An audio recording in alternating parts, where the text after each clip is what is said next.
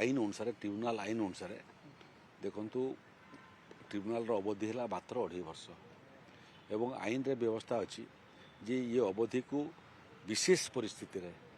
थोड़े बढ़ी भाव से क्रम 2.5 वर्ष 5 वर्ष हो गला किंतु ये 5 वर्ष भितर गोटे निर्दिष्ट समय 9 मास पर्यंत ट्राइब्यूनाल जे अध्यक्ष तांको अन्य नियुक्ति मिलबारु पद खाली थिला तेणु आम दाबी करुचु जे 5 वर्ष कहले प्रकृत 5 वर्ष प्राक्टिकाली ही नहीं जो 9 मास प्रिजाइडिंग ऑफिसर अनुपस्थित थिले से 9 मास कम से कम एक्सटेंशन दिया जाऊ सीटा केन्द्र विचाराधीन अच्छी द्वितीय है जे 9 मास समय बढ़ले 5 वर्ष रे आपण हिसाब करतु जदि सरकार गोटे साक्ष्य को उपस्थापना कले केवल ओडिशार 9 मास भितर ओडिशार समस्त साक्षी छत्तीसगढ़ समस्त साक्षी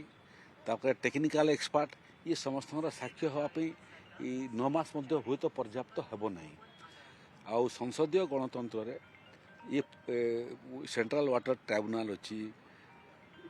वाटर ट्राइब्यूनाल तैयारी सुप्रीम कोर्ट अच्छी किंतु आमे समस्ते भारतीय से माने भी भारतीय आम भी भारतीय संसदीय गणतंत्र गंडी भितर कथबार्ता करने आम निष्पत्ति करूँ से बाबद रे ये इंटर मिनिस्ट्रियल कमिटी अध्यक्ष से मध्य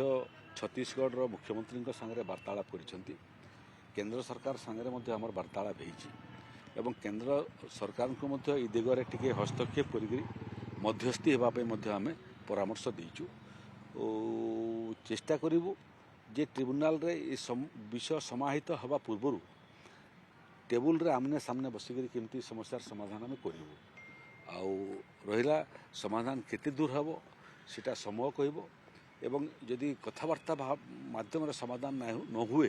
ट्रिब्यूनाल गोटे फोरम अच्छी ट्रिब्यूनाल रे किंतु विगत सरकार आमर जो ब्रह्मास्त्र थिला ओडिशार महानदीर जमी प्रभावित होता तार गति प्रभावित होता परिमाण प्रभावित होता एवं ओडिशार क्षति होता ताकू विधानसभा रे गोटे तत्कालीन जल संपद विभाग मंत्री एक दायित्वहीन मंतव्य देकरी कहले जे जिते बेरेज हेले छत्तीसगढ़ रे ओडिशार कौन क्षति हो नहीं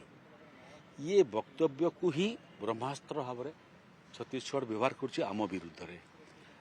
तार सत्वे भी से अस्त्र व्यवहार करंतु अन्य अस्त्र माने भी आम खोजुचु आउ लड़े चलो ट्रिब्यूनाल चलो कथबार्ता चलो एवं केंद्र सरकार माध्यम चाप